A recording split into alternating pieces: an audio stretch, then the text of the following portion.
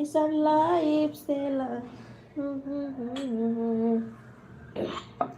राते बलमुआ दिहले गारी हो तरकारी के बिना ना। राते बलमुआ दिहले गारी हो तरकारी के बिना ना।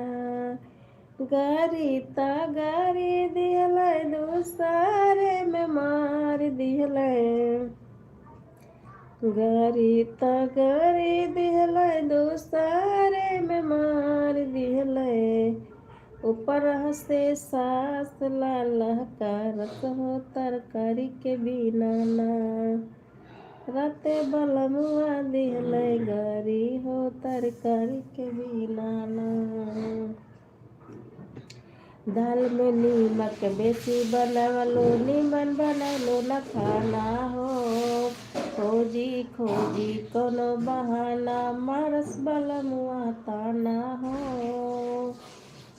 खाला में डार दिहले हमके बाबू माई हो। तनी तनी बात पर रोजो घर में होता घर में झमेला हो। तनी तनी बात पे रोजो होता घर में झमेला हो।